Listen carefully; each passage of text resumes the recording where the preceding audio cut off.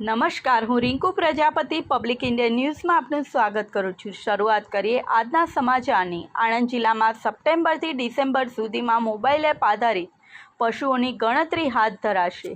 5 વર્ષ પહેલાં જિલ્લામાં 7.22 લાખ પશુ નોંધાયા હતા।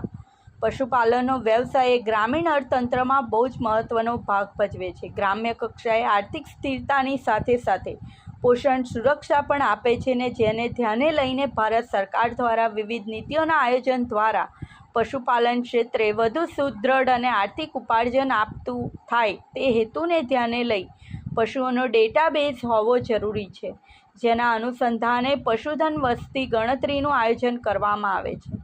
ભારત સરકાર દ્વારા દર 5 વર્ષે પશુધન વસ્તી ગણતરીનું આયોજન કરવામાં આવે છે, જે અંતર્ગત વર્ષ 2024માં 21મી પશુધન વસ્તી ગણતરી કરવામાં આવનાર છે।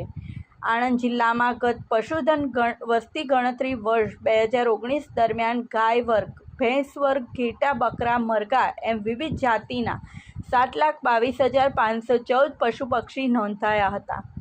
આણંદ જિલ્લામાં 21મી પશુધન વસ્તી ગણતરીમાં કુલ 155 ગણતરીદાર, 12 સુપરવાઇઝર અને અન્ય 6 મળી 173 કર્મચારીઓ 1 સપ્ટેમ્બરથી ડિસેમ્બર માસના અંત એમ કુલ 4 માસમાં આ કામગીરી પૂર્ણ કરવામાં આવનાર છે।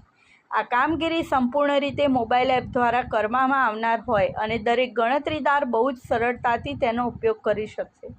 આ પશુધન વસ્તી ગણતરી માટે નિયત થયેલ ગણતરીદાર ગ્રામ્ય શહેરી વિસ્તારમાં પશુધન ધરાવતા પશુપાલકો પાસે પશુધન વસ્તી ગણતરી માટે આવે ત્યારે સંબંધિતો માહિતી સહકાર આપવા અનુરોધ કરવામાં આવ્યો છે।